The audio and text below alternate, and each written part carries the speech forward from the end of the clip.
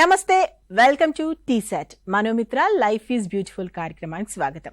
కొంతమంది పిల్లలు హైపర్ యాక్టివ్గా ఉంటుంటారు, దేని మీద ఎక్కువగా కాన్సన్ట్రేషన్ చేయలేకపోతుంటారు. అసలు పిల్లల్లో ఇలాంటి సమస్యలు ఎందుకు వస్తాయి? ఇలాంటి పిల్లలు ఉన్నప్పుడు పేరెంట్స్ ఎలా డీల్ చేయాలి? అసలు ADHD సమస్య అంటే ఏంటి? దానికి సంబంధించినటువంటి పూర్తి వివరాలు తెలుసుకుందాం. మనతో పాటు డాక్టర్ శ్రీలక్ష్మి గారు ఉన్నారు, సైకియాట్రిస్ట్. మ్యామ్ నమస్తే. నమస్తే, welcome to studio ma'am. Thank you. First question ఏంటంటే, అసలు ఈ ADHD అంటే ఏంటి మ్యామ్? ADHD అంటే attention deficit hyper activity disorder. మీరు గమనిస్తే ఆ పేరులో రెండు భాగాలు ఉన్నాయి. ఒకటి అటెన్షన్ డెఫిసిట్, ఇంకోటి హైపర్ యాక్టివిటీ. అటెన్షన్ డెఫిసిట్ అంటే ఏకాగ్రత లేకపోవడం, కాన్సన్ట్రేషన్గా ఒక చోట కూర్చొని ఆ ఇచ్చిన పని కంప్లీట్ చేయకపోవడమే దానికి అటెన్షన్ డెఫిసిట్ అంటారు.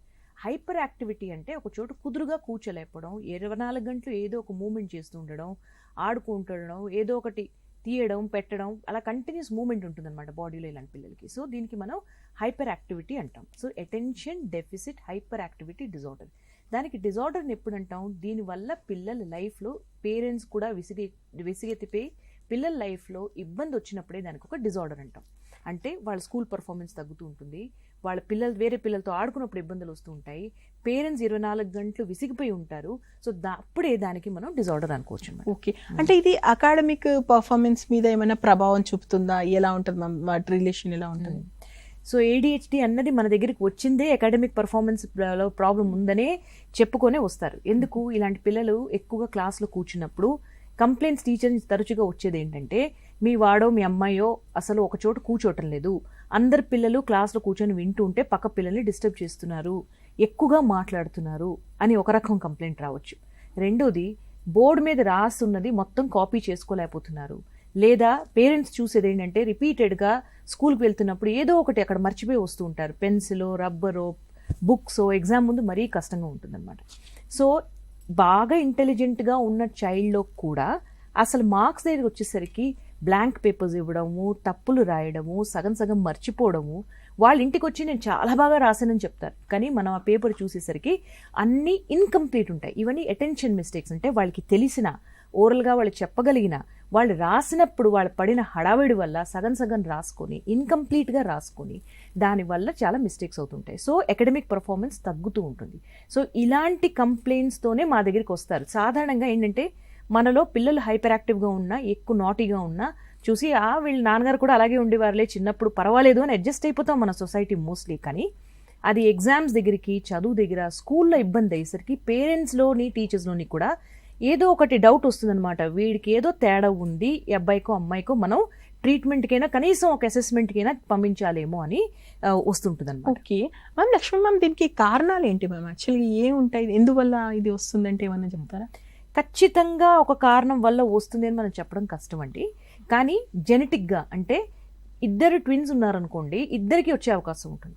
అలాగే బ్రదర్ సిస్టర్ ఉన్నారనుకోండి, వాళ్ళలో కూడా ఎక్కువగా వచ్చే అవకాశం ఉంటుంది. అంటే సిస్టర్కి ఉంటే బ్రదర్కి, అలాంటి so on and so fourth. అలాగే ఫ్యామిలీలో కొంతమందిలో ఫాదర్ అయినా, మదర్ అయినా, మావయ్యలైనా ఇలాంటి హైపర్ యాక్టివిటీ ఉన్న పిల్లలకి కూడా నెక్స్ట్ జనరేషన్లో రావచ్చు. So it can be genetic. రెండోది, పుట్టినప్పుడు తల్లికి ఏమైనా ఇబ్బందులు వస్తాయి. For example prolong labour, oxygen కాస్త బ్రెయిన్కి అందకపోవడము, తల్లిలో కొన్ని ఇన్ఫెక్షన్స్ రావడము, ఇలాంటివన్నీ కూడా కొన్ని కాంప్లికేషన్స్ జరుగుతాయి డెలివరీ టైంలో, ప్రెగ్నెన్సీ టైంలో. దానివల్ల బ్రెయిన్ ఎఫెక్ట్ అవుతున్నది ఏమో అని ఇంకొక క్వశ్చన్ అనమాట. ఇంకా కొంతమంది పిల్లలు చూడండి అనాథాశ్రమంలో పెరుగుతారు. సో వాళ్ళకి పెద్దగా స్టిమ్యులేషన్ ఉండదు. స్టిమ్యులేషన్ అంటే ఒక చోట కూర్చోవాలని, ఒక చోట చదువుకోవాలని, ఒక చోట మనము ఎలా చెయ్యాలి, ఒక పద్ధతిగా ఎలా ఉండాలని వాళ్ళకి స్టిమ్యులేషన్ ఉండదు. సో అలాంటి వాళ్ళలో కూడా ADHD లక్షణాలు మనకు కనబడచ్చు. కానీ వాళ్ళకే మనం అడాప్షన్ తర్వాత ఇవన్నీ తగ్గుకుంటూ వస్తుంటాయి, నార్మలైజ్ అవుతారు. ముఖ్యంగా మనకు గుర్తుంచవలసింది ఏంటంటే, అందరి బ్రెయిన్, అందరి పిల్లల బ్రెయిన్ ఒక రేట్లో డెవలప్ అవ్వదు. కొంతమందికి ఫాస్ట్గా అవుతుంది, కొంతమందికి స్లోగా అవుతుంది. సో బ్రెయిన్కి కొన్ని పీరియడ్స్ ఉంటాయి డెవలప్మెంట్కి. ఫస్ట్ ఇయర్లో బాగా పెరుగుతుంది, మళ్ళీ 4th to 6th ఇయర్లో పెరుగుతుంది, అలాగనమాట. సో ఈ టైంలో కొంతమంది పిల్లలకి 5 years దాకా కూడా కొంచెం ఇమ్మెచ్యూరిటీ బ్రెయిన్ వల్ల హైపర్ యాక్టివ్గా అల్లరి చేస్తున్నట్టు కనిపించవచ్చు. సో ప్రతి hyper active child ADHD child అని మాత్రం మనం అనుకోవద్దు. వాళ్ళ ఏజ్ చూడాలి, దాంతో వచ్చిన ప్రాబ్లమ్స్ చూడాలి, దాని తర్వాత విత్ టైం అది తగ్గుతున్నదా లేదా అని కూడా ఇవన్నీ మనం గమనించి డయాగ్నోసిస్ చేస్తాం. లక్ష్మీ మ్యామ్, మీరు ఇంతకుముందు ఒకటి అన్నారు, అకాడమిక్ పర్ఫార్మెన్స్ చూస్తే వాళ్ళకు తెలిసిపోతుంది చాలా మంది పేరెంట్స్ కానీ. అలా కాకుండా ముందే ఐడెంటిఫై చేయొచ్చా వెళ్ళడానికంటే ముందు చిన్న ఏజ్ లో ఎలాంటి సిమ్టమ్స్ ఉంటాయి? చాలా చేయొచ్చండి. యూజువలీ నేను చెప్పినందుకు 3 to 5 years మనం చూస్తుంటాం, చిన్న చిన్నగా ఇబ్బందులు స్టార్ట్ అవుతాయి. మరీ చంటి పిల్లలు ఉన్నప్పుడు సరిగ్గా రాత్రి నిద్రపోవడం, బాగా ఏడవడం అని అలా అని ప్రతి చైల్డ్ అది ADHD అని కాదు, కానీ మనం రెట్రోస్పెక్టివ్గా తర్వాత క్వశ్చన్ అడిగినప్పుడు తెలుస్తుంది, ఓహో ఈ చైల్డ్ అప్పటికి కూడా టాడ్లర్స్ ఏజ్లో కానీ ఇన్ఫెన్సీలో కూడా కొంచెం ట్రబుల్సమ్గా ఉండేవారు. అంటే ఎక్కువ సరిగ్గా నిద్రపోవడం, రాత్రి ఎక్కువ ఏడవడము, ఎక్కువ చేంజ్ ఎన్వైరన్మెంట్లో పడకపోవడం, ఇలా కొంతమంది ఉండొచ్చు. కానీ ఇవన్నీ డాక్టర్కి కూడా పట్టడం కష్టం. సో మనకి ఎక్కడ పేరెంట్స్కి టీచర్స్కి ఎక్కడ సిగ్నల్స్ దొరుకుతాయంటే, ఎప్పుడు మనం చైల్డ్కి వాళ్ళ క్లాస్మేట్స్లో లేకపోతే వాళ్ళ సేమ్ ఏజ్ ఉన్న కజిన్స్తో కంపేర్ చేసి చూడాలి. హైపర్ యాక్టివ్గా ఉన్నాడు మా వాడని గొప్పగా చాలామంది చెప్పుకుంటారు. That is not hyperactivity. యాక్టివ్గా ఉండడానికే మనం హైపర్ యాక్టివ్ అని మనం కామన్గా అనుకుంటాం. హైపర్ యాక్టివ్ నిజంగా ADHD ఉన్న హైపర్ యాక్టివ్లో పేరెంట్స్ విసిగిపోతారు. They are not proud. ఇంకా మా వాడు చాలా యాక్టివ్గా ఇంటెలిజెంట్గా ఉన్నాడు అన్నవాళ్ళు ప్రతి చైల్డ్ హైపర్ యాక్టివ్ కాదు. ADHD పేరెంట్స్ అమ్మో వీళ్ళ యాక్టివిటీ తగ్గితే బావును, ఎంత విసిగిచ్చిస్తున్నాడో అన్న పరిస్థితి వస్తే this may be hyperactivity. అది మనకి స్పెసిఫిక్గా ఎలా తెలుస్తుంది? ఆ చైల్డ్ క్లాస్లో వేరే పిల్లల ఉన్నాడా లేదా. ఫర్ ఎగ్జాంపుల్ ఈ మధ్యన చిన్న చిన్న పిల్లలు కూడా మనం ప్రీ స్కూల్కి పంపిస్తున్నాం, ప్లే స్కూల్కి పంపిస్తున్నాం. కొన్ని స్కూళ్ళల్లో వాళ్ళు కూర్చొని నేర్చుకోవాలి, ఒక చోట కూర్చొని చదువుకోవాలి అనుకుంటారు. అది పాసిబుల్ కాదు కదండి. 2 years 3 years ఏజ్లో మనమే కూర్చోలేదు, మనం ఎప్పుడు కూర్చోదు. ఈ వయసులో కూడా మనకి ఎక్కువసేపు కూర్చోవడం కష్టం అవుతుంది. అలాంటిది ఒక 2 ఏళ్ల పిల్లడికో పాపకో కూర్చోవాలంటే పాసిబుల్ కాదు. సో ఏజ్ అప్రాప్రియేట్గా చూడాలన్నమాట. సో ఆ ప్రీ స్కూల్లో ఏ చైల్డ్ కూడా కూర్చోలేరు. సో మన వాళ్ళకి ఏం ప్రాబ్లం లేదు. కానీ అదే క్లాస్ 3లో 4లో వచ్చిన తర్వాత అందరూ కూర్చుంటూ ఉంటారు, సైలెంట్గా వాళ్ళు పని చేసుకుంటుంటారు. మనవాడు మాత్రం లేచి ఇటు తిరిగి వేరే వాళ్ళని డిస్టర్బ్ చేసి గడికి టాయిలెట్కి వెళ్తానో లేకపోతే అనవసరం క్వశ్చన్లు అడిగో ఎక్కువ టాక్ చేసో. సో ఇలాగా ఇవన్నీ వార్నింగ్ సిగ్నల్స్ అనమాట. సో మీ చైల్డ్ హైపర్ యాక్టివిటీ వల్ల మీకు విసుగు వస్తుంటే, చైల్డ్ హైపర్ యాక్టివిటీ వల్ల చైల్డ్ రిస్క్లో పడుతుంటే, ఫర్ ఎగ్జాంపుల్ సడన్గా రోడ్డు మీద పరిగెట్టి వెళ్ళిపోవడం, మాల్కి వెళ్తే చేయి వదిలేసి పరిగెట్టి వెళ్ళిపోవడం, అంటే రిస్క్ వాళ్ళకి భయం ఉండదు ఎక్కువగా. మిక్సీ ఆన్ చేసే చాలామంది పిల్లలు ఇలాంటి వాళ్ళు కూడా వచ్చారు, చేయిలు సడన్గా లోపల పెట్టేసి కట్ అయిపోయిన వాళ్ళు కూడా ఉన్నారు. సో రిస్క్ టేకింగ్ బిహేవియర్ ఎక్కువ ఉండడం, ఒక చోట కుదురుగా కూర్చోలేకపోవడం వయసుతో పోలిస్తే, అండ్ ఎక్కువగా ఇంపల్సివ్గా ఉండడం, లైక్ ఐ సెడ్ డేంజర్ తెలియపోవడం ఉన్నది మాత్రం these are warning signals that is it ADHD, ఇది ADHD అని మన మనసులో మాత్రం ఒక చిన్న డౌట్ రావాలి.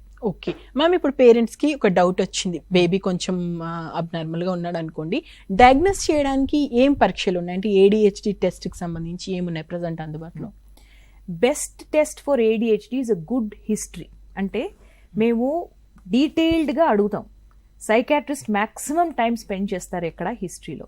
రైట్ ఫ్రమ్ బర్త్ ఎలా ఉండేది, ఎర్లీ డెవలప్మెంట్ ఎలా ఉండేది, మిగతా పిల్లలతో ఎలా ఉంటున్నారు, ఆడుకునే జాగాలో ఎలా ఉంటున్నారు, స్కూల్లో ఎలా ఉంటున్నారు, ఇంట్లో ఎలా ఉంటున్నారు.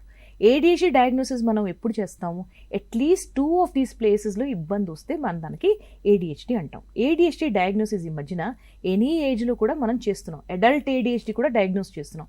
చిన్నప్పటి నుంచి స్టార్ట్ అయ్యి అది డిటెక్ట్ అవ్వక పెద్ద అయిన తర్వాత ఉద్యోగాల్లోకి చేరిన తర్వాత ఇబ్బందులు వచ్చి మా దగ్గరికి వచ్చి నాకు చిన్నప్పుడు ADHD ఉండేదేమో ఇప్పటికి కూడా ఉంది అని డౌట్ అడిగిన వాళ్ళు చాలామంది ఉన్నారు. అలాంటప్పుడు కూడా డయాగ్నోస్ చేస్తాం. So best is history. ఈ హిస్టరీ ఎక్కడి నుంచి తీసుకుంటాం? Parents definitely.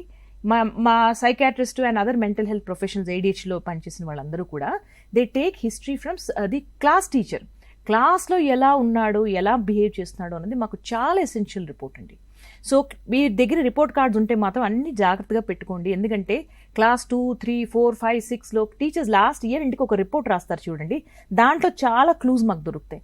సో ADHD ఉన్న పిల్లలకి can do better, has to concentrate in class, కూర్చోటం లేదు కుదురుగా, కాన్సన్ట్రేట్ చేస్తే ఇంకా బెటర్ పర్ఫామ్ చేస్తారు, పొటెన్షియల్కి అకార్డింగ్గా పర్ఫామ్ చేయటం లేదు అని రకరకాలుగా రిపోర్ట్స్ వస్తాయన్నమాట. సో ఇవన్నీ కలుపుకొని ఒక డయాగ్నోసిస్ చేస్తాం. దాని తర్వాత ఇంకేమైనా ప్రాబ్లమ్స్ అని అవసరమైతే కొన్ని టెస్టులు, బ్లడ్ టెస్టులు అన్నీ, ఇంకా వేరే ఫిజికల్ ప్రాబ్లమ్స్ అన్ని రూల్ అవుట్ చేయడానికి కొన్ని టెస్టులు ఉంటాయి. అదే కాకుండా కొన్ని స్కేల్స్ ఉంటాయి. స్కేల్స్లో వాళ్ళు ఎంత దాకా ఉంది, ఎంత సివిరిటీలో ఉంది అన్నది మనం డయాగ్నోస్ చేస్తాం. సో మళ్ళా చెప్తున్నానండి, ADHD best diagnosis is done by parents and teachers. వాళ్ళ రిపోర్ట్ మీదే బేస్ చేసుకొని మేము డయాగ్నోస్ చేస్తాం. ఓకే మ్యామ్, ఇప్పుడు ADHD ఉంది అనుకుందాం ఒక బేబీని, ఆ తర్వాత ట్రీట్మెంట్ ఎలా ఉంటుంది మ్యామ్? అప్రోచ్ ఎలా అవుతారు, ఎలా ఉంటుంది అసలు ట్రీట్మెంట్ ప్రాసెస్? సో ADHD పిల్లలు వచ్చింది ఎప్పుడు, ADHDలో కోమార్బిడిటీస్ అని చాలా ఉంటాయండి. What are comorbidities? ADHD ఒక్కటే సింపుల్గా రాదు. ADHDతో పాటు లెర్నింగ్ డిజబిలిటీలే రావచ్చు, ADHDలో డెవలప్మెంట్ డిలే ఉండొచ్చు, ADHDలో కొంతమందికి యాంగ్జైటీ ప్రాబ్లమ్స్ ఉండొచ్చు. సో ADHD ఒక్కటే సింపుల్గా చాలామంది పిల్లలకు ఉండదు, సాధారణంగా మిగతావన్నీ కలుసుకొని వస్తాయి. సో ఇవేమేమి ప్రాబ్లమ్స్ ఉన్నాయి అన్నదానికి ఒక కంప్లీట్ అసెస్మెంట్ మేము చేస్తాం, అకాడమిక్ అసెస్మెంట్. సో IQ ఎంత ఉంది అంటే మెదడు ఎంత డెవలప్ అయింది. రెండోది ఏమైనా లెర్నింగ్ డిజబిలిటీస్ ఉన్నాయా? లెర్నింగ్ డిజబిలిటీస్ అంటే ఏంటి? అన్నీ వస్తున్నా కూడా వాళ్ళకి స్పెల్లింగ్ మిస్టేక్స్ ఉంటాయి, మ్యాథ్స్ సరిగ్గా రాదు, బీకి డీకి తేడా తెలీదు. సో దట్ ఈస్ సింపుల్గా అది దానికి డిస్లెక్సియా లెర్నింగ్ డిజబిలిటీ అంటారు. సో మెంటల్ రిటార్డేషన్, డెవలప్మెంటల్లో ప్రాబ్లం ఉందా అని IQ టెస్ట్, లెర్నింగ్ డిజబిలిటీ ఉన్నా అని అకాడమిక్ టెస్ట్. సో ఇలాంటి రకరకాల టెస్టులు చేసి మనకు ఒక ఐడియా వస్తుంది వీళ్ళకి ఎంత దాకా ఉంది. AD అంటే ఓన్లీ అటెన్షన్ డెఫిసిట్ ఉందా, హైపర్ యాక్టివిటీ ఓన్లీ ఉందా, రెండు కలిపి ఉన్నాయా? ఇవన్నీ అసెస్మెంట్ చేసిన తర్వాత మాకు క్లారిటీ వస్తుంది దీనికి ట్రీట్మెంట్ ఎలా చేయాలని. మరీ చిన్నపిల్లలు అనుకోండి, సాధారణంగా మేము మెడిసిన్స్తో నేను స్టార్ట్ చెయ్యం అన్లెస్ ఇట్ ఇస్ సో సివియర్కి, వాళ్ళకి పడిపోతున్నారు, యాక్సిడెంట్లు అయిపోతున్నాయి, మాట వినటం లేదు, రిస్క్ ఉంటున్నది అన్న తప్ప వీ డోంట్ స్టార్ట్ ట్రీట్మెంట్. కానీ if the child is a little older, కొంచెం ఎల్డర్లీ ఏజ్ గ్రూప్ అంటే 6, 7, 8 ఇయర్స్ వచ్చినప్పుడు, మా దగ్గరకు వచ్చినప్పుడు సివియరిటీ బట్టి ట్రీట్మెంట్ ఉంటుంది. So if it is very severe ఇమ్మీడియట్గా మెడిసిన్స్ మాత్రం స్టార్ట్ చేస్తాం. విన్న వాళ్ళందరికీ కూడా మెడిసిన్ ఇది చిన్న పిల్లల గురించే చేస్తారు కాబట్టి వాళ్ళ మెదడు వాళ్ళ డెవలప్మెంట్లో మనసులో పెట్టుకునే ఈ ట్యాబ్లెట్స్ ఇస్తారు కాబట్టి మీరు భయపడవలసిన అవసరం లేదు. డాక్టర్ మెడిసిన్ ఇచ్చినప్పుడు, ఒక సైకాట్రిస్ట్ ఇచ్చినప్పుడు వాళ్ళకి ఏమేం ప్రాబ్లమ్స్ ఉన్నాయి, ఈ నేను ఫలానా ట్యాబ్లెట్ ఇవ్వచ్చా లేదా, వాళ్ళ బాడీ వెయిట్ ఎంత ఉంది, గ్రోత్ ఎంత ఉంది అని అన్నీ చూసుకొని ఇస్తారు కాబట్టి దానికి భయపడవలసిన అవసరం లేదు. రెండోది, after that there is something called parenting. Parenting అంటే పేరెంట్స్ ఇలాంటి చిల్డ్రన్తో మనం ఎలా బిహేవ్ చేయాలి. సాధారణంగా వాళ్ళల్లరికి విసిగిపోయి ఎప్పుడు ఒక నెగిటివ్ కమెంటే వస్తుంటుంది.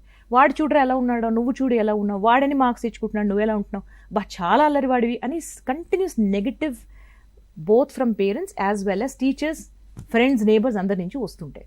దీనివల్ల చైల్డ్ సెల్ఫ్ ఎస్టీమ్, మనకు ఒక సెల్ఫ్ రెస్పెక్ట్ అందరికీ ఉంటుంది కదండి, అలా పిల్లలకి కూడా ఉంటుంది. సో అది గ్రాడ్యువల్గా తగ్గుకుంటూ వస్తుంటుంది. సో వాళ్ళల్లో వాళ్ళు ఈదర్ ఎక్కువగా డౌన్ అయినా అయిపోతారు లేదా రెబెల్ అయినా అవుతారు.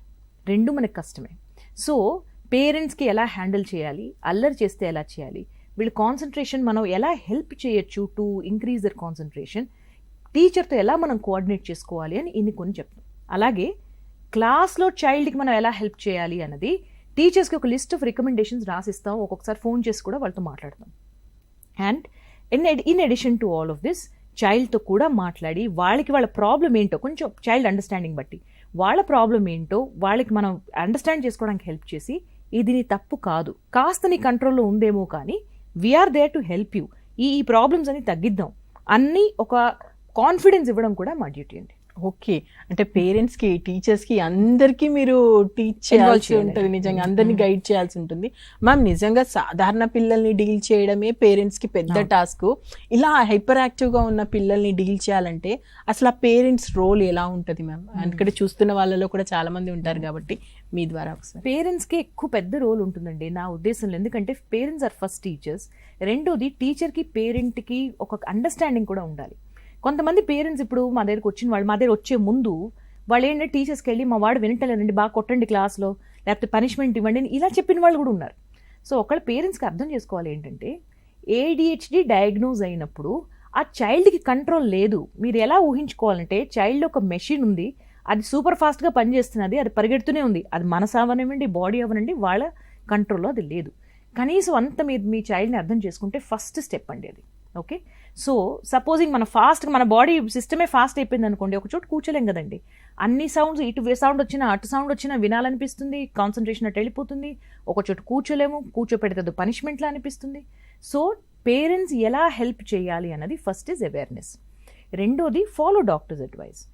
ఇంట్లో చైల్డ్కి మనం చాలా ఫెసిలిటీస్ ఇవ్వచ్చు హైపర్ యాక్టివిటీ కాస్త కంట్రోల్ చేయడానికి along with other therapies. So ఎలా చేయొచ్చు, చైల్డ్కి కొన్ని ఫుడ్ రికమెండేషన్స్ కొంతమంది చెప్తున్నారు. షుగర్ కంటైనింగ్ ఫుడ్స్, ప్రిజర్వేటివ్స్ ఉన్న ఫుడ్స్, జంక్ ఫుడ్ కొంచెం అవాయిడ్ చేసి మ్యాక్సిమం హోమ్ కుక్డ్ ఫుడ్ పెడితే బెటర్ అన్నది. ఎందుకంటే there are theories which say that sugar content ఎక్కువ అవగానే కూడా హైపర్ యాక్టివిటీ పెరుగుతుంది.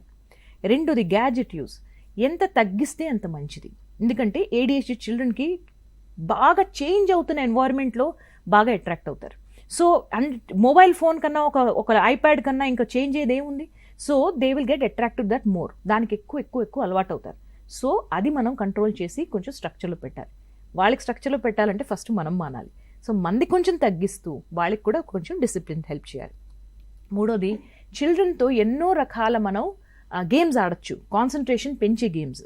For example chess, for example sudoku. అలాగా మీరు రకరకాల మీరే ఆలోచించవచ్చు. పజిల్స్, పెయింటింగ్, డ్రాయింగ్, ఇవన్నీ ఏంటంటే ఒక చోట కుదురుగా కూర్చోడానికి వాళ్ళకి అలవాటు చేస్తాయి. అలవాటై వాళ్ళు సపోజింగ్ ముందు ఒక 5 నిమిషాలు కూడా కూర్చోలేదు అనుకోండి, ఇప్పుడు మీ ఇన్స్ట్రక్షన్స్తో మీ పాజిటివ్ ప్రేస్తో ఒక 10 minutes కూర్చున్నారనుకోండి, ఆ అవకాశం తీసుకొని వాళ్ళని బాగా పొగడండి, వాళ్ళ కాన్ఫిడెన్స్ పెంచండి. సో నెక్స్ట్ టైం వాళ్ళకి 15 minutes కూర్చోవాలని వాళ్ళకి కూడా ఇంట్రెస్ట్ వస్తుంది. ఓకే, సో ఇలాగే ఇంకా చదువుకున్నప్పుడు స్టడీ రూమ్ ఎలా ఉండాలి. మీరు పక్కన టీవీ చూస్తూ పక్కన కూర్చొని చదువుకోరా అంటే పాసిబుల్ కాదు. మామూలు పిల్లలకే పాసిబుల్ కాదు. ఒకళ్ళ అటెన్షన్ లేని పిల్లల్ని తీసుకొని, ఒక చోట దృష్టి లేని పిల్లల్ని చూసుకొని పక్కన కూర్చోపెట్టో, లేకపోతే పక్క రూమ్లో టీవీ వినబడుతూ పక్క రూమ్లో కూర్చోపెట్టి నువ్వు ఇంకా చదువుకో అంటే వాళ్ళు ఎలా చదువుకుంటారండి. So you have to give them a room. అందరింట్లో పాసిబుల్ కాదు. సో అలాంటప్పుడు కనీసం ఒక కార్నర్ అయినా ఇవ్వాలి. ఆ కార్నర్ ఎలా ఉండాలి, కిటికీల నుంచి, బెల్ నుంచి, ఫోన్ నుంచి ఇలాంటి కొంచెం దూరంగా ఉంటే పిల్లలకి అది ఉట్టి చదువు మీద కాన్సన్ట్రేషన్ ఉంటుంది. సో మీరు ఎప్పుడు మనసులో పెట్టుకోవాలి ఏంటంటే, ఏ చిన్న చిటుకుమన్నా వాళ్ళ మనసు అటు పెరుగుతుంది కాబట్టి ఎంత తక్కువ ఉంటే అంత మంచిది అని దాంతో ఒక టైం ఫిక్స్ చేసుకొని వాళ్ళతో పాటు మనం కూడా కూర్చొని, వాళ్ళతో కూర్చున్నంతసేపు మనం ఫోన్ పట్టుకొని వాళ్ళకి చదువుకోమంటే అవ్వదు. మనం కూడా ఫోన్ పక్కన పెట్టి వాళ్ళ చదువులో కంప్లీట్గా ఇన్వాల్వ్ అవుతాయి. సో పేరెంట్స్కి ఒక చిన్న రోల్ కాదు, ఆల్మోస్ట్ ఎవ్రీ ఆస్పెక్ట్ ఆఫ్ లైఫ్లో ADHD చిల్డ్రన్లో పేరెంట్స్ రోల్ చాలా చాలా ఉంది. వావ్, నిజంగా చాలా క్లియర్గా క్లారిటీగా చెప్పారు మ్యామ్. యాక్చువల్గా ఇలా ADHD ఉన్న పిల్లల విషయంలో సాధారణంగా ఎలాంటి అపోహలు ఉంటాయి పేరెంట్స్ కానీ బయట వాళ్ళకి కానీ, వాళ్ళ మీద దృష్టికోణం ఎలా ఉంటుంది మ్యామ్? వెరీ గుడ్ క్వశ్చన్ అండి. ఎందుకంటే మనకి ఇలాంటి చిల్డ్రన్కి ఎక్కువ నెగిటివ్ ఫీడ్బ్యాక్ వస్తుంది అన్ని చోట్ల నుంచి కూడా. చూడండి, ఫర్ ఎగ్జాంపుల్ ఇంట్లో మీరు ఒక 2-3 పనులు చెప్తారనుకోండి. టీవీ ఆఫ్ చేసిరా, మంచినీళ్ళు పట్టుకొనిరా, నీ బుక్ కూడా పట్టుకొనిరా, చదువు చెప్తానని.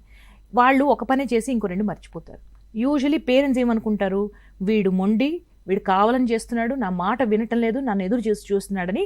This is a interpretation. కొంతమంది తెలుస్తుంది, కొంతమందికి తెలియదు కూడా. దానివల్ల ఏంటి, వాళ్ళు ఇంకా డిసిప్లిన్ చేయడానికి ట్రై చేస్తారు, ఇంకా తిడతారు, కొడతారు కూడా. సో ఆ చైల్డ్ పరిస్థితి ఆలోచించుకోండి. వాళ్ళకి కాన్సన్ట్రేషన్ ఉండటం లేదు, జెన్యున్గానే మర్చిపోతున్నారు. దాని మీద మనం పనిష్మెంట్ ఇస్తున్నాం. సో వాళ్ళకు సెల్ఫ్ కాన్ఫిడెన్స్ ఎలా ఉంటుందండి?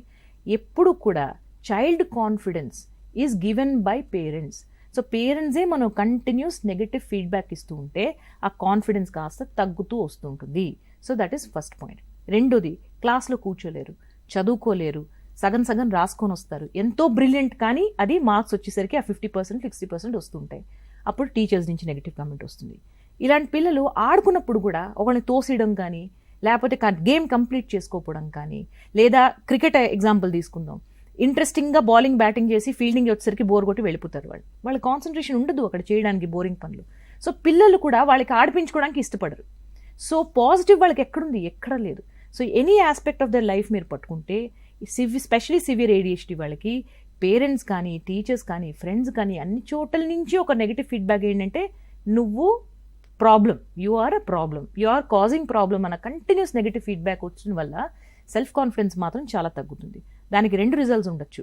ఒకటి, మొత్తం కాన్ఫిడెన్స్ తగ్గిపోవచ్చు. రెండోది, మొత్తం యారగెంట్గా, రెబెల్గా తయారవచ్చు. What we call as a conduct disorder. So రకరకాలుగా రియాక్షన్ రావచ్చు. But core reason is untreated ADHD మనం ట్రీట్ చేయక దాని కాన్సిక్వెన్సెస్ వాళ్ళు భరిస్తూ రకరకాలుగా వాళ్ళు రియాక్షన్ వస్తుంది. ఓకే మ్యామ్, వాళ్ళ రియాక్షన్స్ గురించి చెప్పారు. పాపం చిన్న మనసులు ఎంత బాధపడతాయో.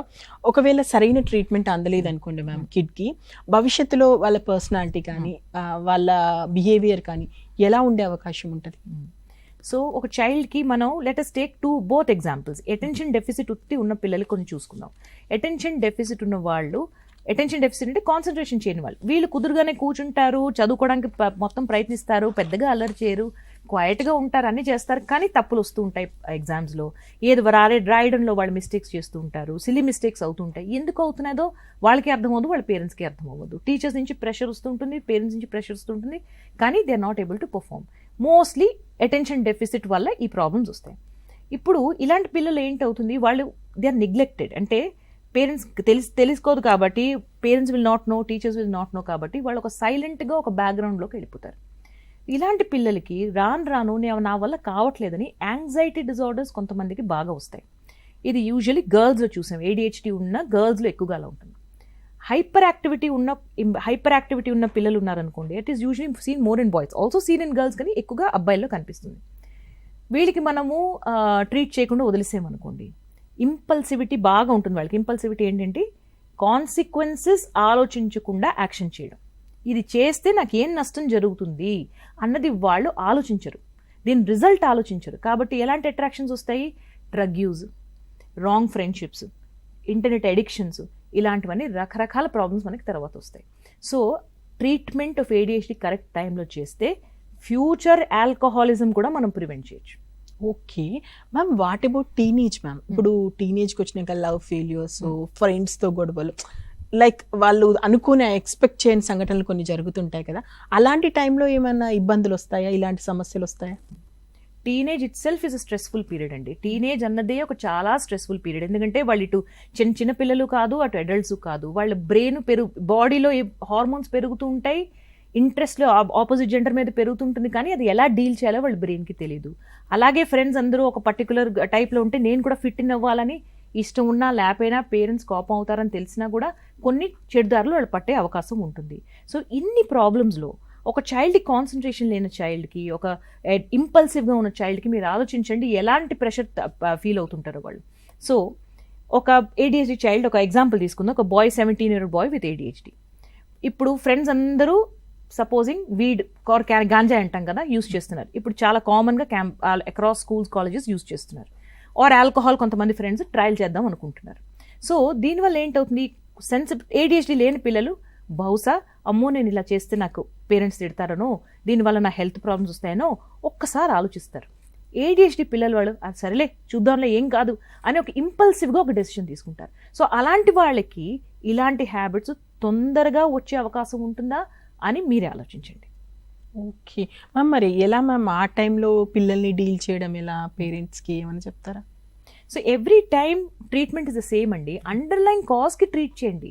ఇప్పుడు మనము టీనేజ్కి వెళ్ళి డ్రగ్ యూజ్ ఉంది, మా వాడికి ఆల్కహాల్ అలవాటైందో, మా వాడికి వీడ్ అలవాటైందో, మా వాడికి స్మోకింగ్ అలవాటైందో అని బాధపడకుండా దేనివల్ల వస్తున్నది. ఓకే, ఓన్లీ ADHD వల్ల ఈ ప్రాబ్లమ్స్ అన్నీ వస్తాయని కూడా నేను అంటలేదు, కానీ this could be one contributing cause, ఇది ఒక కారణం అయి ఉండొచ్చు.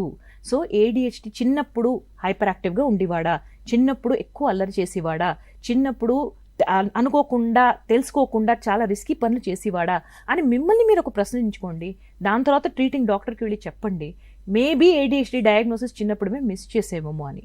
దాన్ని బట్టి ఫర్దర్ ఉంటుంది. ఇప్పుడు ఇక్కడ ఒక సాడ్ పార్ట్ ఏంటంటే, చాలామందికి ADHD డయాగ్నోసిస్ అని తెలుసు, చిన్నప్పుడు ఏదో ఒక డాక్టర్, పీడియాట్రిషియనో, సైకాట్రిస్టో చెప్పుంటారు మీ అబ్బాయికో అమ్మాయికో ADHD ప్రాబ్లం ఉంది, దీనికి ట్రీట్మెంట్ ఇవ్వండి అని.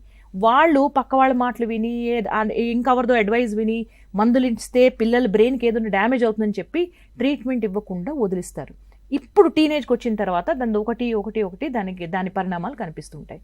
సో తెలిసిన వెంటనే ట్రీట్మెంట్ చేయడం, కనీసం టీనేజ్కి వచ్చిన ఫస్ట్ టైం తెలిసినప్పుడు వెనక్కి తిరిగి వీళ్ళకి ఏమైనా ADHD ఉందా అని మనం కూడా ఒకసారి ఆలోచించడం. ఎనీవే మీ డాక్టర్ అడుగుతారు, వాళ్ళకి కూడా చెప్పడం, రూట్ కాజ్ నుంచి ట్రీట్మెంట్ మొదలు పెట్టుకుంటూ వస్తే అన్ని ప్రాబ్లమ్స్కి పరిష్కారం. ఓకే మ్యామ్, మీరు అన్నారు కాబట్టి ఇప్పుడు నాకు డౌట్ ఏంటంటే, కొంతమంది పిల్లల్ని చూస్తున్నాం మ్యామ్ సొసైటీలో, అంటే వాళ్ళు కొంతమంది వ్యక్తులు, కొన్ని సంస్థలు మీ పిల్లల అకాడమిక్ ఇంప్రూవ్ చేస్తాము, లేదంటే వాళ్ళలో స్కిల్స్ పెంచుతాము అని చెప్పేసి నాన్ క్వాలిఫైడ్ పీపుల్, ఇప్పుడు మీలాంటి సైకియాట్రిస్టుల దగ్గరికి వస్తే మీకు తెలుసు ఎలా ట్రీట్ చేయాలో, కానీ అలాంటి వాళ్ళ దగ్గరికి ఒకవేళ పేరెంట్స్ వెళ్ళి మిస్లీడ్ అయ్యే అవకాశం ఏమైనా ఉందా? ఎలా ఉంటుంది అసలు? అలా ఉంది మిస్లీడ్ కన్నా డిసప్పాయింట్ అయ్యే అవకాశాలు ఎక్కువ ఉంటాయని అనిపిస్తున్నదండి నాకు. ఎందుకంటే ఇప్పుడు బ్రెయిన్ ఎలా ఫంక్షన్ అవుతుంది, బ్రెయిన్లో ఏ నెట్వర్క్ బట్టి కాన్సన్ట్రేషన్ వస్తుంది, ఇది ఒక మెడికల్ బ్యాక్గ్రౌండ్ చాలా అవసరం, లేదా ఒక థెరపీ బ్యాక్గ్రౌండ్, ఒక కౌన్సిలర్, సైకాలజిస్ట్ బ్యాక్గ్రౌండ్ అవసరం.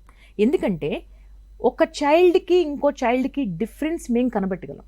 సో ఒక జనరలైజ్డ్ అడ్వైస్ ఇవ్వడం వేరు, ఇండివిజువల్ చైల్డ్కి చూడడం వేరు. సో మనం ఒక జనరల్గా అడ్వైస్ ఇచ్చామనుకోండి, దానివల్ల ఏమవుతుంది, ఆ బ్రాకెట్లో మన పిల్లలు కూడా మనం ఫిట్ బలవంతంగా చేస్తాం.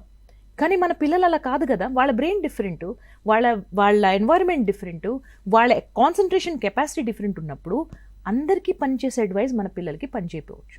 దానివల్ల మనం డిసప్పాయింట్ అవుతాం. మనం డిసప్పాయింట్ అయినందుకు మన పిల్లల మీద ప్రెషర్ పెడతాం. ఇంకా వాళ్ళు ఇంకొంచెం ఫ్రస్ట్రేట్ అయినా డిసప్పాయింట్ అయినా అవుతారు. కాబట్టి అడ్వైస్ తీసుకున్నప్పుడు ఎవరు మనకి అడ్వైస్ ఇస్తున్నారు, ఈ అడ్వైస్ మనవాడికి వర్ధిస్తుందా లేదా, or is it common advice. If my child is not reacting, అంటే నా చైల్డ్ ఈ అడ్వైస్కి కరెక్ట్గా ఫిట్ కాదంటే ఎందుకు ఫిట్ కాదు, what is the underlying problem, let me find out అని మీరు ఎంక్వైరీ చేయడం మాత్రం చాలా అవసరం. Okay ma'am, after all parents కూడా హ్యూమన్ బీయింగ్సే కదా, అంటే ఇలాంటి పిల్లల్ని డీల్ చేసే క్రమంలో ఎక్కువ టైం ఇవ్వడము, వాళ్ళు ఎక్కువగా ఎస్పెషల్లీ మదర్ చాలా స్ట్రెస్కి గురవుతుంటుంది. సో తను ఆ స్ట్రెస్ నుంచి బయటపడడానికి ఏమైనా టెక్నిక్స్ ఉంటాయా? తను బాగుంటేనే కదా పిల్లల్ని బాగా చూసుకోవడానికి. ఈవెన్ ఫాదర్ గురించి కూడా మీరేం చెప్తారు? ఐ అగ్రీ అండి. చాలా మంది ఇప్పుడు mothers stress is very great, specially mothers, ఎందుకంటే మదర్స్ ఎక్కువ ఇంట్లో చాలా మంది child care is mostly mothers responsibility. ఆవిడ వర్కింగ్ అయినా హౌస్ వైఫ్ అయినా పిల్లలు స్కూల్ నుంచి వచ్చిన తర్వాత వాళ్ళు చేస్తే హోంవర్క్లు చేయించడం, వాళ్ళ మీద ఉన్న కంప్లైంట్స్ కాబట్టి డీల్ చేయడం, వేరే పిల్లలు ఆడుకోవట్లేదో లేకపోతే మీ వాడి వచ్చి మమ్మల్ని కొట్టాడని కంప్లైంట్స్ మదరే సాధారణంగా ఫేస్ చేస్తుంది. కాబట్టి మదర్ స్ట్రెస్ లెవెల్స్ చాలా ఎక్కువ ఉంటాయి. సో ప్రతి లేడీకి ఆర్ జెంట్ కూడా ఒకటి అర్థం చేసుకోవాలి ఏంటంటే, చైల్డ్ రేరింగ్ ఎనీవే కష్టం అండి. మనందరికీ కూడా పిల్లలు పెంచడం అంత ఈజీ కాదు. మన నుంచి మనం ఎన్నో ప్రయత్నాలు చేస్తాము, అయినా కూడా 100% రిజల్ట్ ఒక్కొక్కసారి రాదు. ఎందుకు రావటం లేదు అన్నది ఫస్ట్ డౌట్ రావాలి మీ మనసులో. ఈజ్ దేర్ అ ప్రాబ్లమ్ అని చూసుకోవాలి. ADHD అన్నది ఒక చిన్న పార్ట్ ఆఫ్ చైల్డ్ డెవలప్మెంట్. ఇంకా ఎన్నో రకాల ఇష్యూస్ ఉండొచ్చు చైల్డ్లో. Okay, developmental issues, anxiety disorders, OCD రకరకాలుగా ఉండొచ్చు. సో ఇలాంటివి ఏమైనా ఉన్నాయని ఫస్ట్ చైల్డ్కి మనం 100% హెల్ప్ ఇవ్వడానికి ట్రై చేద్దాం. కానీ ఈ హెల్ప్ చేస్తున్నప్పుడు మనం మర్చిపోకూడదు అన్నది చాలా ఇంపార్టెంట్ పాయింట్ అండి. ఇప్పుడు మీరు ఫ్లైట్లో వెళ్ళినా కూడా ఫస్ట్ మీ ఆక్సిజన్ పెట్టుకున్న తర్వాత మీ వాడికి ఆక్సిజన్ పెట్టండి అంటారు. కాబట్టి మనం మానసికంగా స్ట్రెస్ ఫ్రీగా హ్యాపీగా ఉన్నప్పుడే మన చిల్డ్రన్కి మనం 100% ఇవ్వగలం. మనం స్ట్రెస్లో ఉంటే వాళ్ళు చేసిన అల్లర్లకి మనం ఇంకొంచెం ఫ్రస్ట్రేట్ అయిపోయి వాళ్ళని తిట్టడమో కొట్టడమో మనమే డిప్రెషన్లోకి పోవడమో జరుగుతుంది. సో మీ గురించి కొంచెం కాస్త టైం ఒక డేలో మీరు తీసుకోండి. చైల్డ్ స్కూల్కి వెళ్ళిన తర్వాత కొంత టైం మీ రిలాక్స్ అవ్వడానికి, మీ టైం అంటాం కదా, ఒక గంట సేపైనా అవ్వండి. చాలామంది మదర్స్ వచ్చి నాకు ఆ టైం కూడా లేదు, ఐఎమ్ వెరీ బిజీ అంటారు. అది చాలా తప్పండి. మీ మెంటల్ అండ్ ఫిజికల్ హెల్త్ బాగుంటేనే మీరు మీ చైల్డ్కి ఫస్ట్ క్లాస్గా చూసుకోగలరు. మీరు ఏమాత్రం తేడా మీ హెల్త్లో వచ్చినా, ఫిజికల్గా అయినా మెంటల్గా అయినా, మీరు 100% మీ చైల్డ్కి ఇవ్వలేరన్న నమ్మకం. So yoga, meditation, relaxation, painting, dancing, ఏది మీకు బాగా మనసుకి సంతోషపరుస్తుందో అది చేసుకోవడం చాలా అవసరము. ఒక టైం తీసుకొని ఒక రిలాక్సేషన్ టైం తీసుకోవడం అవసరము. అండ్ ఇంపార్టెంట్లీ ADHD లాంటి ప్రాబ్లమ్స్కి సొల్యూషన్ ఉంటుంది. ఆ సొల్యూషన్ని వెతుక్కొని అది అప్లై చేయండి. కానీ అప్లై చేసి 100% రిజల్ట్ రావాలి, మా వాడు ఫస్ట్ వచ్చేయాలి క్లాస్కి, పర్ఫెక్ట్ చైల్డ్ అయిపోవాలని మాత్రం మీరు అనుకోకండి. ADHD ఉన్నా, ADHD లేకపోయినా, సో కాల్డ్ నార్మల్ చైల్డ్కైనా అందరికీ ఇష్యూస్ ఉంటాయి. వాళ్ళ ఇష్యూస్తో మనం కూడా ముందుకు వెళ్ళాలి. కానీ మా చైల్డ్ పర్ఫెక్ట్గా ఉండాలని మీ మీద మీరు ప్రెషరు, చైల్డ్ మీద ప్రెషర్ కూడా పెట్టకండి. ఓకే మ్యామ్, ఇది పేరెంట్స్ జెనెటికల్ ప్రాబ్లం, వాళ్ళ హెల్త్ ఇష్యూస్ కూడా దీనికి కారణం అవుతాయి. కాబట్టి ఈవెన్ తల్లులు కావాలనుకోండి లేదా పేరెంట్స్ అవ్వాలనుకుంటున్నారు అనుకోండి, ఆ టైంలో ఏమైనా వాళ్ళు పాటించాల్సిన పద్ధతులు ఏమైనా ఉన్నాయా? అంటే దానికి సంబంధించి బ్యాక్గ్రౌండ్ వర్క్ ఏమైనా చేసుకోవచ్చా ఇది రాకుండా ఉండడానికి? మేబీ అంటే పేరెంట్స్ కావడానికంటే ముందే ఏమైనా జాగ్రత్తలు తీసుకోవచ్చా? ఇప్పుడు ADHD అనేది ఇది కారణం అని మనకి తెలియదు కాబట్టి ఒక ముందుగా నేనేం జాగ్రత్త తీసుకోగలను, it's very difficult to do that. కానీ మనం ఏం చేయగలం, ప్రెగ్నెన్సీ టైంలో స్ట్రెస్ ఫ్రీగా ఉండొచ్చు, న్యూట్రిషియస్ ఫుడ్ తినొచ్చు, హాస్పిటల్ డెలివరీస్ ప్రిఫర్ చేయాలి. వెన్ ఎవర్ రికమెండెడ్, అది నార్మల్ డెలివరీ సిజేరియనా మీ డాక్టర్తో మాట్లాడి చేసుకోండి. ఒక్కొక్కసారి ఎక్కువసేపు లేబర్లోకి వెళ్ళినా దానివల్ల ఫీటల్ అంటే ఆ బేబీకి డిస్ట్రెస్ వచ్చి ఆక్సిజన్ అందకన్నా అవకాశం ఉంటుంది. సో మన చేతులు ఉన్నవి కాస్తే ఉంటాయండి. సో మన చేతిలో ఉన్న బాధ్యతలు ఏంటి, మనం ఫిజికల్గా మెంటల్గా ప్రెగ్నెన్సీ త్రూ అవుట్ ఉంటే child also will be born healthy అని మన నమ్మకం. జెనెటిక్గా ADHD is a genetic issue అని మనకు తెలుసు. కానీ ఎంత దాకా జెనెటిక్, ఎవరికి ఉంటే ఎంత దాకా వస్తుంది అన్నది 100% మనకి ఇంకా క్లారిటీలో లేదు. కాబట్టి మీరు ప్రివెంట్ అయితే చేసుకోలేరేమో, కానీ రిస్క్ మాత్రం మన చేతిలో ఎంత ఉందో మనం మాత్రం ప్రయత్నించాలి.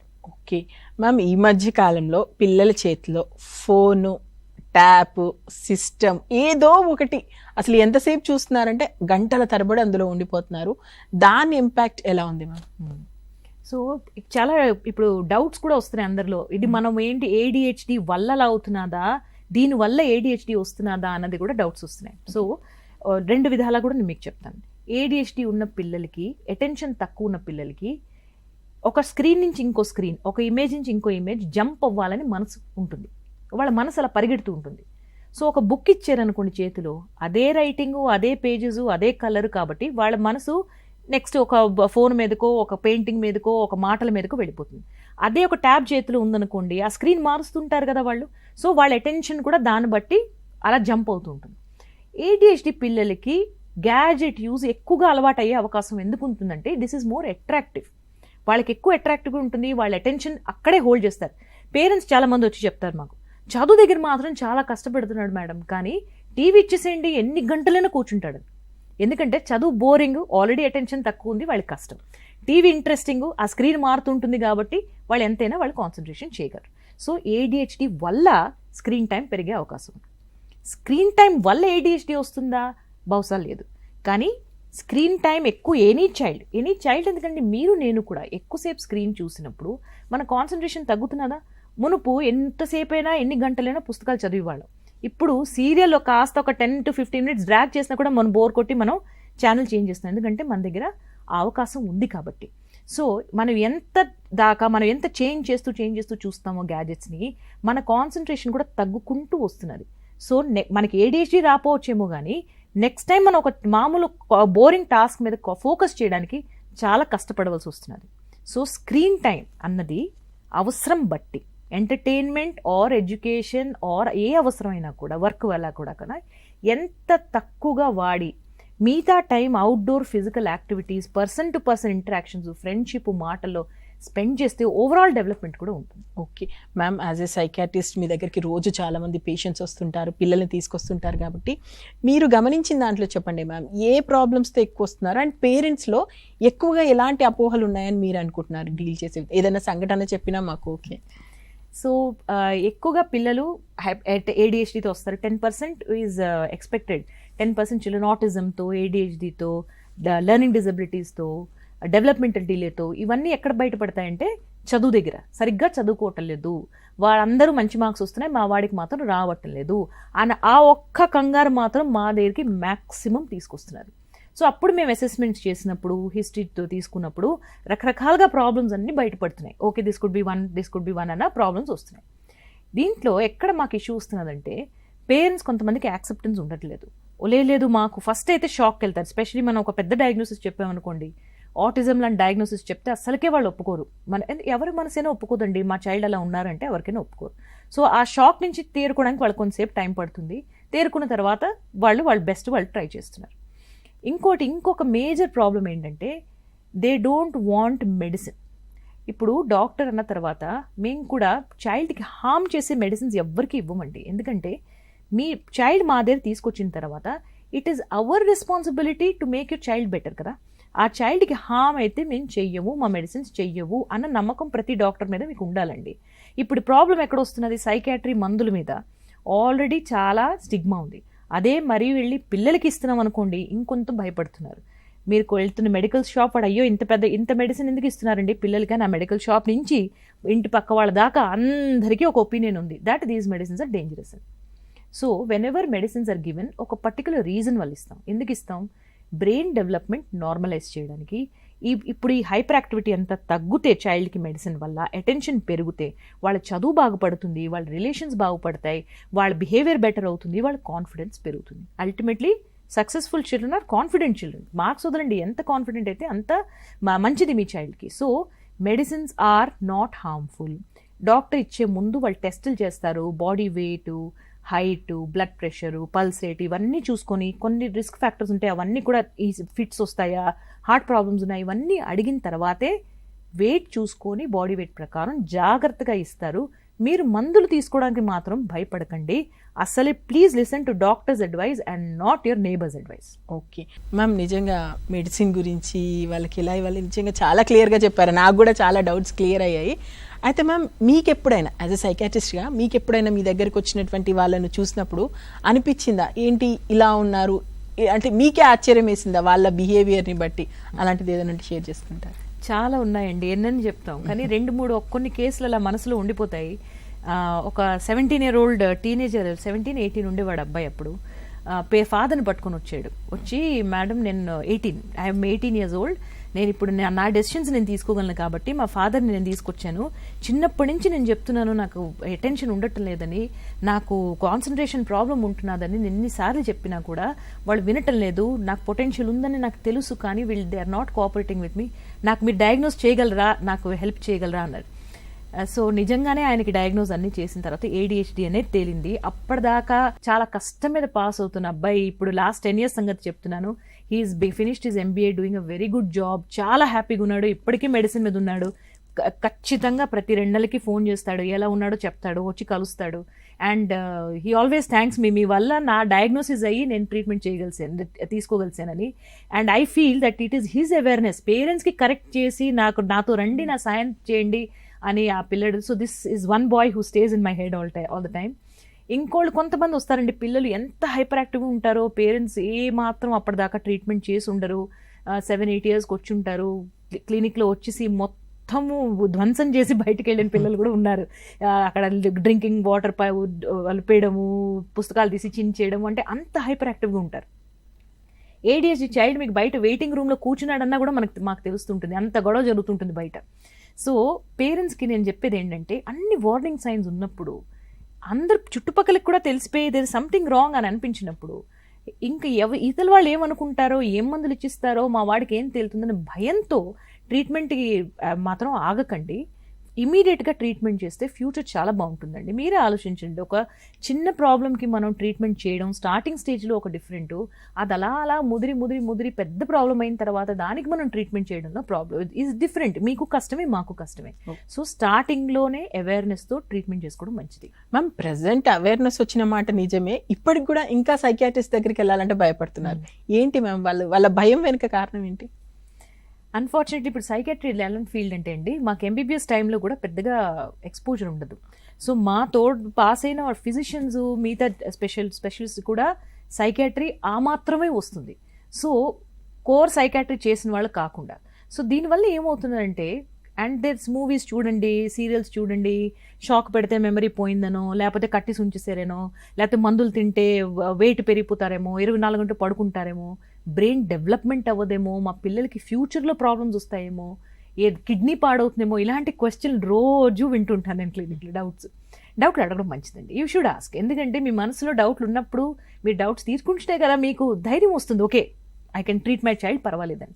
సో ఎంటైర్ సైకాట్రీ సబ్జెక్టే ఒక స్టిగ్మా ఉంది. దాంతోడు మనం ఎక్కువ మనసుని మాట్లాడుతుంటాం, ఏదో అది మన కంట్రోల్లో ఉన్నట్టు. మనసుకు వెనకాల కూడా బయాలజీ ఉంది, అది మెదడులో ఉన్న నరాల వల్ల, దాని కనెక్షన్ల వల్లే మన బిహేవియర్ ఉంటుంది అన్నది చాలా మందికి తెలియదు. నేను ఏ మాట మాట్లాడినా, నేను ఏ ఎమోషన్ ఫీల్ అయినా, నేను ఏ యాక్షన్ చేసినా కూడా దాని వెనకాల biology of the brain is involved. So అది నార్మలైజ్ అవ్వని దాకా మనం ఏ మోటివేషనల్ టాక్ అయినా, ఎలాంటివి అయినా, ఇవన్నీ నేను చెయ్యాలి అని మనం అనుకుంటాం. ఒక మోటివేషన్ స్పీకర్ని వింటాము, ఒక గురువుని వింటాము, అబ్బా ఎంత బాగా చెప్పారని అందరికీ అనిపిస్తుంది, చేయాలని మనకందరికీ ఉంటుంది. కానీ కొంతమంది బ్రెయినే కోఆపరేట్ చేస్తుంది, కొంతమంది బ్రెయిన్ కోఆపరేట్ చేయదు. ఎందుకంటే everybody's brain biology is different. అది మనం ఏ రోజు యాక్సెప్ట్ చేస్తామో సైకాట్రీ మీద ఉన్న స్టిగ్మా మొత్తం పోతుంది. బాగు, నిజంగా చాలా బాగా చెప్పారు. మమ్మీ, ఇది జెండర్ డిఫరెన్స్ ఏమైనా ఉంటుందా? అంటే అబ్బాయిలకు ADHD ఒకలా, అమ్మాయిలకు ఒకలా, అలా ఏమైనా ఉంటుందా? ఎక్కువగా అబ్బాయిల్లోనే మనం ADHD తొందరగా గుర్తిస్తాం. And they come to us for treatment, ఎక్కువగా కూడా ఉంది సొసైటీలో.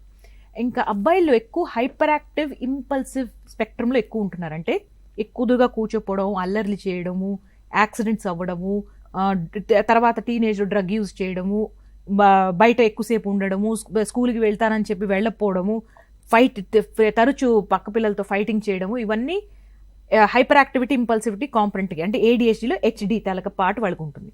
అమ్మాయిలు ఎక్కువగా అటెన్షన్ లేకుండా, సైలెంట్గా, క్లాస్లో ఎక్కువ ఆన్సర్ చేయకుండా భయంగా బీడియంగా ఉన్నది అమ్మాయిలు ఎక్కువగా కనిపిస్తూ ఉంటుంది.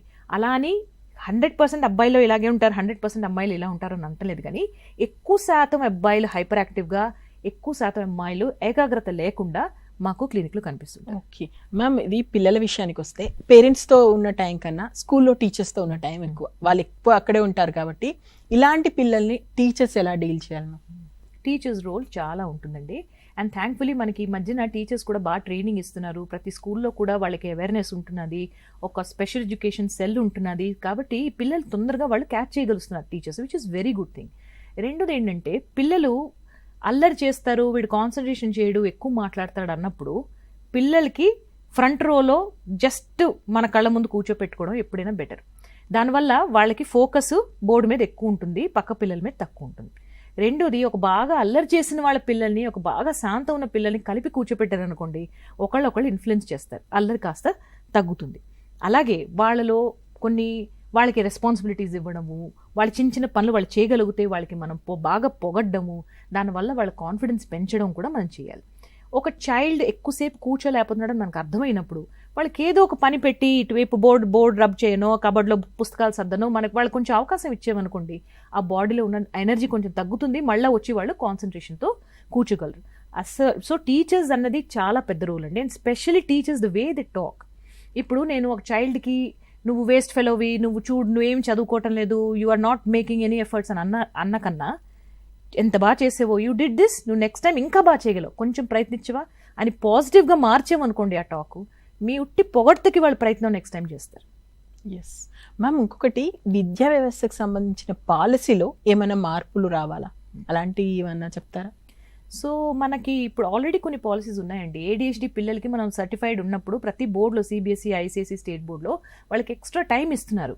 అంటే అండర్స్టాండింగ్ దట్ వాళ్ళు స్లోగా రాస్తారనో, తప్పులు చేస్తారనో అని మనం కొన్ని సర్టిఫికేషన్స్ ఉంటాయి. అంటే మనం ముందుగా అసెస్మెంట్ చేసి బోర్డుకి సబ్మిట్ చేయాలి అది. సో అది చాలా పెద్ద ప్రొసీజర్ అండి. అంత డీటెయిల్ బహుశా చెప్పడానికి కుదరదేమో, కానీ అసెస్మెంట్ చేయడము, ADHD ఉందా, దాంతోపాటు లెర్నింగ్ డిజబిలిటీ ఉందా, ఏమేమి ప్రాబ్లమ్స్ ఉన్నాయని చూసి దాన్ని బట్టి we're given concession, child is given concessions. అంటే ఒక్కొక్కసారి స్పెల్లింగ్ మిస్టేక్స్ పట్టించుకోకుండా మార్క్స్, ఇప్పుడు చూడండి ఫైనల్ పేపర్లో బోర్డులో స్పెల్లింగ్ మిస్టేక్స్ ఉండగానే కూడా ఒక ½ మార్క్ కట్ అవుతుంటుంది. అలాగా ఇలాంటి పిల్లలకి మనం ముందుగా సర్టిఫై చేస్తాం కాబట్టి, ఆ బోర్డు దగ్గర ఆ సర్టిఫికేట్ ఉంటుంది కాబట్టి వాళ్ళు స్పెల్లింగ్ మిస్టేక్స్ పట్టించుకోరు. So they will give marks.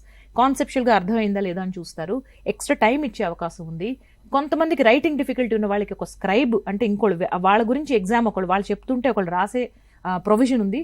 So government is giving lot of provisions. Okay ma'am, ఇంకా చివరిగా చెప్పండి, చాలా విషయాలు చెప్పారు, కంక్లూడ్ చేస్తాం మనం. ఇప్పుడు చూస్తున్న వాళ్ళలో పేరెంట్స్ ఉన్నారు, టీచర్స్ ఉన్నారు, చుట్టూ సమాజంలో చాలా మంది ఉన్నారు, పిల్లల చుట్టూ ఉన్న సమాజం కూడా ఉంది. కాబట్టి వాళ్ళకేం చెప్తారు, వాళ్ళని ఎలా గైడ్ చేయాలి అంటారు చివరిగా? పేరెంట్స్, టీచర్స్కి, ఫ్రెండ్స్కి అందరికీ చెప్పేది ఏంటంటే, ఎవ్రీ చైల్డ్ ఈజ్ స్పెషల్. మన చైల్డ్ చాలా స్పెషల్. వాళ్ళలో చిన్న రూపాలు ఉండొచ్చు, ADHD లాంటి ప్రాబ్లమ్స్ ఉండొచ్చు, కానీ చైల్డ్ ఈజ్ నాట్ బ్యాడ్, ఈ ప్రాబ్లమ్ ఈజ్ బ్యాడ్. సో ఈ ప్రాబ్లమ్ మనం సాల్వ్ చేద్దాం. ఈ బ్రాండ్ తీసుకొని చైల్డ్ మొత్తానికి ఒక బ్రాండ్ పెట్టకండి. నువ్వు ఇలాంటి వాడివి అని అనడానికి లేదండి. నీకు ప్రాబ్లం ఉంది, ఈ ప్రాబ్లం మనం సాల్వ్ చేసుకుందాం అన్న మాట మాత్రం మీరు ఎప్పటికీ గుర్తుంచుకోండి. So don't brand the child. ఇంకోటి ఏంటంటే, ప్రతి చైల్డ్ ఎంకరేజ్మెంట్తో చాలా బాగా షైన్ అవుతారు. You may have a brilliant child, ఒక ఇంటెలిజెంట్ చైల్డ్, కానీ ఆ చైల్డ్కి కాన్ఫిడెన్స్ లేకపోతే ఎందుకు లైఫ్లో పనికిరారు. కాబట్టి first focus should be on confidence. Confidence ఎలా పెంచాలంటే, పాజిటివ్ టాక్తో, ప్రేజ్తో, అప్రోప్రియేట్ ప్రేజ్. అంటే నువ్వు పళ్ళు తోముకున్నావు నేను ప్రేజ్ చేస్తానంటే కుదరదు, కానీ నువ్వు 10 నిమిషాలు లాస్ట్ టైం కూర్చున్నావు, ఇప్పుడు 15 నిమిషాలు కూర్చొని చదువుకున్నావు, వెరీ గుడ్, సబాష్ అన్న తల్లి నోటి నుంచి మాట సబాష్ అని వస్తుంది చూడండి, అది చాలా బాగా పనిచేస్తుంది, ఎన్నో సంవత్సరాల దాకా మనసులో ఉంటుంది. So increase your child's confidence, don't brand the child. ADHDకి ట్రీట్మెంట్ ఉంది, అదొక మెడికల్ కండిషను, అది పిల్లల అల్లరి కాదు, అది అల్లరికి మించిన ప్రాబ్లము. దానికి వదిలిస్తే చాలా రకాల కాంప్లికేషన్స్ వచ్చే అవకాశాలు ఉన్నాయి. సో ఇప్పటికిప్పుడు మనం ట్రీట్మెంట్ చేసి ప్రాబ్లంకి ఫినిష్ చేసుకోవడం మంచిది. గో టు యువర్ సైకాట్రిస్ట్, వాళ్ళ సలహాలు తీసుకోండి, మందులకి భయపడకండి, ఉన్న డౌట్స్ అన్నీ అడగండి, మొత్తం కన్విన్స్ అయిన తర్వాత ట్రీట్మెంట్ మాత్రం మొత్తం ఇప్పించండి. ఓకే మ్యామ్, కార్యక్రమం చూసిన తర్వాత ఎవరైనా మిమ్మల్ని కలవాలన్నా లేదా మీకు ఫోన్ చేయాలన్నా నెంబర్ ఏదైనా చెప్తారా? నన్ను మా టీంని కూడా రోషిని కౌన్సిలింగ్ సెంటర్లో కలవచ్చండి. మా numbers 90106611171118. Ma'am thank you so much ma'am. చాలా డౌట్స్ క్లియర్ చేశారు, చాలా ఓపిక్గా సమాధానాలు ఇచ్చారు. ఎందుకంటే చాలా మందికి ఈ విషయంలో చాలా డౌట్స్ ఉన్నాయి, ప్రతి ఒక్కరికి కూడా ఒక కిడ్నీ చూడగానే ఎలా ఏంటి అనేది. సో వాటన్నిటికీ చాలా చక్కగా చాలా ఓపిక్గా సమాధానాలు ఇచ్చారు. Thank you so much. ఇది శ్రీలక్ష్మి మ్యామ్ చెప్పింది విన్నారు కదా, ప్రతి కిడ్ ప్రత్యేకమే, ఎవరికి ఉండే ప్రత్యేకతలు వాళ్ళకు ఉంటాయి. అయినప్పటికీ చిన్న చిన్న లోపాలు, హైపర్ యాక్టివ్గా ఉండడం అనేది ఖచ్చితంగా క్యూర్ చేయవచ్చు. ADHD సమస్యతో వాళ్ళు బాధపడుతున్నారని మనం ఈజీగా గుర్తించగలుగుతాము. అండ్ పేరెంట్స్ కానీ టీచర్స్ కానీ ఎస్పెషల్లీ చుట్టూ ఉన్న సమాజం, మనలో భాగంగా పిల్లలు ఉన్నారు కాబట్టి ఆ పిల్లల మీద ఇంకా మనం ఒత్తిడి తెచ్చే విధంగా కాకుండా వాళ్ళని ఎంకరేజ్ చేసే విధంగా మనం ఉంటే ఇంకా పిల్లలు త్వరగా కోలుకోగలుగుతారు. అండ్ మ్యామ్ చెప్పినట్టు ఇలాంటి సమస్య ఉంటే సైకియాట్రిస్ట్ దగ్గరికి వెళ్ళండి, సైకియాట్రిస్ట్ని కలవండి. మెడిసిన్ ఇవ్వాల్సి వచ్చినప్పుడు మెడిసిన్ ఇస్తామంటున్నారు కాబట్టి దానికి సంబంధించి ఎలాంటి అపోహలు పెట్టుకోకండి. ఖచ్చితంగా కిడ్నీ క్యూర్ చేసే విధంగానే అందరం ప్రయత్నం చేద్దాం. ఖచ్చితంగా ఈ కార్యక్రమం మీకు ఉపయోగపడుతుందని ఆశిస్తున్నాము. ఇది ఈరోజు మన మిత్ర. వచ్చే వారం మళ్ళీ కలుద్దాం. నమస్తే.